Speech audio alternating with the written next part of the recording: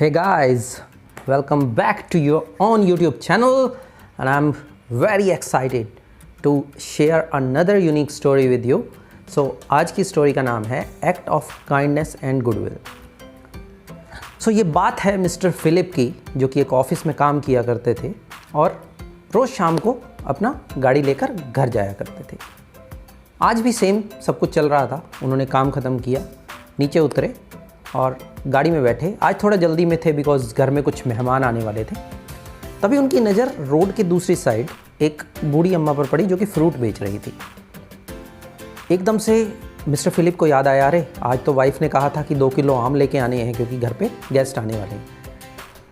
Normally mister Philip जो अपनी grocery की शॉपिंग किया करते थे, जो फ्रूट्स वगैरह ख़रीदा करते थे, वो थोड़ी दूर एक ग्रॉसरी शॉप थी, करीब 1-2 किलोमीटर दूर उनके ऑफिस से, वहाँ से लिया करते थे।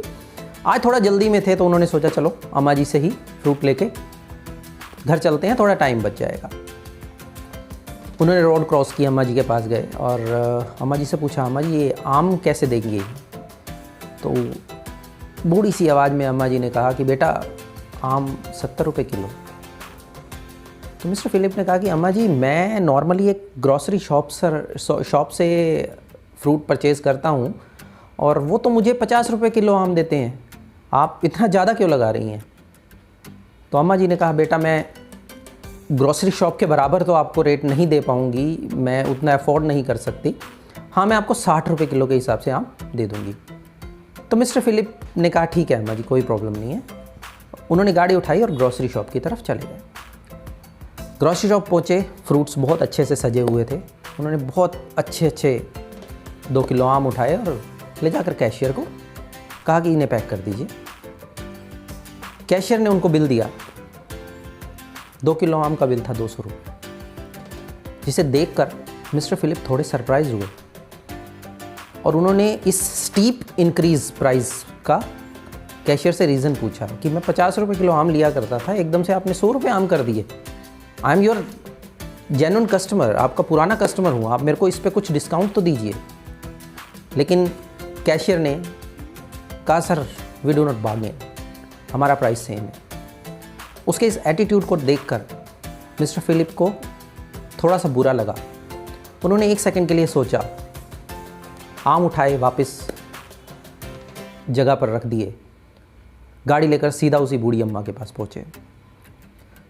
बूढ़ी अम्मा उनको देखते ही पहचान गई और हाथ जोड़कर बोली कि बेटा मैं जो प्राइस आप मांग रहे हैं मैं उसमें आपको ये आम नहीं दे सकती, बिकॉज़ मैं इतना अफोर्ड नहीं कर पाऊँगी। तो मिस्टर फिलिप ने कहा अम्मा जी पैसों की कोई भी चिंता नहीं है, आप मेरे को 2 किलो आम दीजिए और मैं आपको 100 रुपये किलो के हिसाब से पैसे दूंगा। अम्मा जी बहुत खुश हुई। उसने 2 किलो आम पैक किए और मिस्टर फिलिप को दिए और देते हुए बोली कि बेटा मैं आपसे 100 रुपये किलो नहीं लूँगी, मैं आपसे सिर्फ 70 रुपये किलो लूँगी, बिकॉज़ ये मेरा रेट है, मैं इससे ज़्यादा आपसे नहीं ले सकती। सो मिस्टर फिलिप ने उसको थैंक यू बोला, उसको उसके 140 रुपये दिए और उसके बाद बोला कि अम्मा जी आप कहाँ रहती हैं, क्या करती हैं? तो अम्मा जी ने बताया कि मैं अपने हस्बैंड के साथ एक फ्रूट शॉप चलाया करती थी, मेरे हस्बैंड की तबीयत ख़राब हो गई, हमारा इस दुनिया में कोई भी नहीं है, ना हमारा कोई बेटा है, ना कोई हमारा रिलेटिव है जो हमें सपोर्ट कर सकता, तो उनके इलाज के खर्चे के लिए हम लोगों को अपनी दुकान बेचनी पड़ी। लेकिन भगवान की होनी के आगे किसी की नहीं चलती, इतना इलाज, इतना खर्चा, इतने डॉक्टर कुछ नहीं कर पाए और वो चल बसे। उसके बाद मैंने यहाँ पर दुकान लगानी शुरू की और मैं जितना प्राइस आता है उसमें थोड़ा सा मार्जिन लेकर, ताकि मैं ज़िंदा रह सकूँ, इस फ्रूट को आगे बेच देती हूँ। मिस्टर फिलिप थोड़े से इमोशनल थे। उन्होंने अपना पर्स निकाला, उसमें से 2000 रुपये निकाले और अम्मा जी को कहा कि अम्मा जी ये 2000 रुपये रखिए।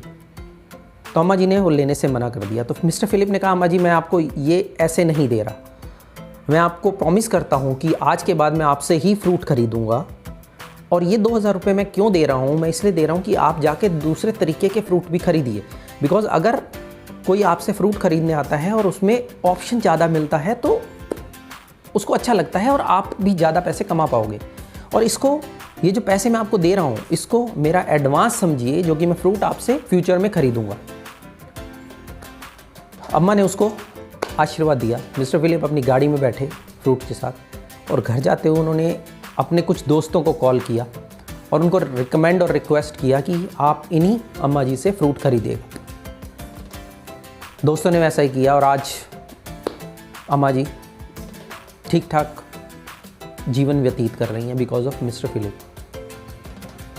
तो दोस्तों, आज की स्टोरी का क्या मॉरल है वो मुझे बताने की ज़रूरत नहीं, बस एक रिक्वेस्ट करूँगा।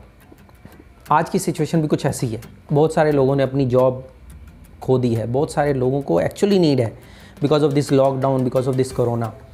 तो जो लोग हार्ड वर्क कर रहे हैं, क्या हम उनकी इतनी मदद नहीं कर सकते कि हम उनसे बार्गेन ना करें? क्या हम उनकी इतनी मदद नहीं कर सकते कि वो जो हार्ड वर्क कर रहे हैं उसको हम अप्रिशिएट करें?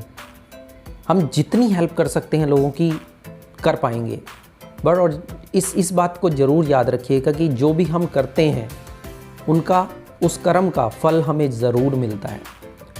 सो दोस्तों, प्लीज़ हेल्प कीजिएगा इन लोगों की जिनको ज़रूरत है, और प्लीज़ इनसे बार्गेनिंग मत कीजिएगा। मैं ये नहीं कह रहा आप बाहर से सामान मत खरीदिए, इनसे सामान खरीदिए, वो सब आपकी चॉइस है। बट अगर चांस मिले तो आपका एक एक्ट इनके लिए बहुत बड़ा चेंज हो सकता है। मेरी अगली स्टोरी भी कुछ इसी से रिलेटेड होगी, जो कि बहुत जल्दी लेकर आऊँगा। पिछले 2-3 दिन से थोड़ा कहीं बिजी था, इस वजह से ये स्टोरी आने में थोड़ा लेट हुआ, तो सॉरी फॉर दैट, बट बहुत जल्दी आपसे दोबारा मिलूँगा। Thank you very much, see you.